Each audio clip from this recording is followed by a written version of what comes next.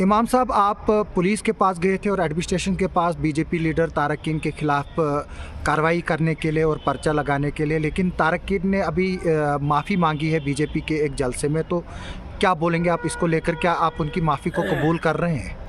नहमदुहु व नुसल्ली अला रसूलिल करीम व बिल्लाहि तौफीक।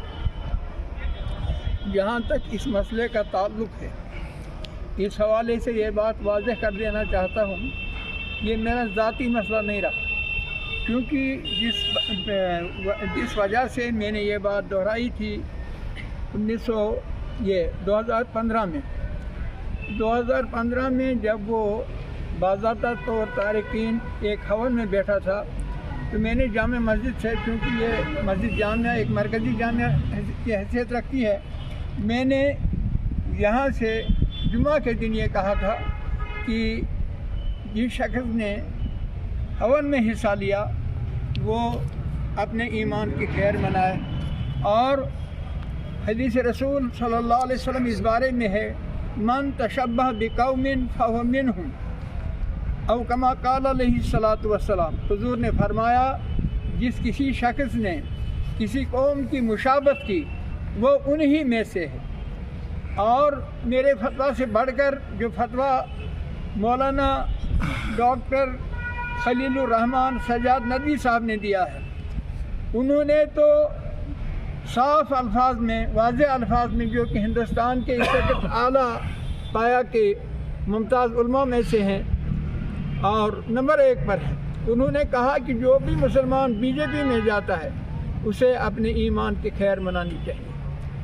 उन्होंने तो जो बीजेपी में जाएगा, ये तो खुल्लम खुल्ला उसने हवन में शिरकत की है, इस पर मैंने कहा है। और इससे पहले भी मैं इस पर यानी जो बात मैंने कही है, बिल्कुल मैं मुस्तकिल मिजाजी से बिला खौफ व तरदीद के ये बात वाज़ेह कर देना चाहता हूँ कि आज भी मैं इसी चीज़ को दोहराऊँगा कि जिसने भी मुशाहबत की किसी चीज़ की, तो वो उन्हीं में से, ये मेरी बात नहीं, ये मेरे प्यारे रसूल जनाब मोहम्मद रसूलुल्लाह सल्लल्लाहु अलैहि वसल्लम की बात है।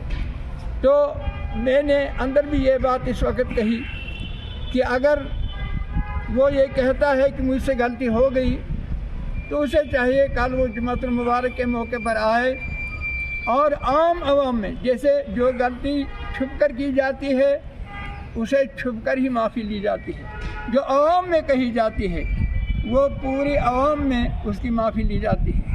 और मैं तो ये चाहता हूँ कि ताइबुज़ ज़ंबि कमन ला ज़ंब लहू, अभी एक दरवाज़ा खुला है तौबा का कि जिसने तौबा की अपने कभी फ़ैल से, तो अगर उसने तौबा की तो जैसे उसने गुनाह किया ही नहीं।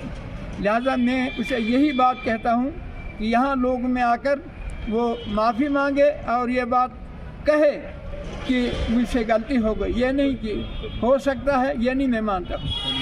इमाम साहब, एडमिनिस्ट्रेशन के पास उस पर नया कलमा पढ़ना चाहिए। इस्लाम दीन फितरत है, इन्ना दीन इंदल्लाहिल इस्लाम। इसकी तो हम बार बार जामा मस्जिद में, अपने यानी जलसों में, अपने इज्तिमात में ये बात कहते हैं कि अल्लाह के नज़दीक इस्लाम ही यानी सबसे बड़ा दीन है। तो हम उसकी बात करेंगे, क्या जामा मस्जिद से हम उसके अलावा कोई बात कर सकते हैं? ऐसी बात नहीं है। बल्कि मैं खित्ता जनात के तमाम आइमाई कराम को भी इस बारे में उनसे बात करूंगा कि वो हर जामा मस्जिद में उसकी मज़म्मत करें और गवर्नमेंट से हम डिमांड करते हैं कि उसे करार वाक़ई सज़ा दी जाए।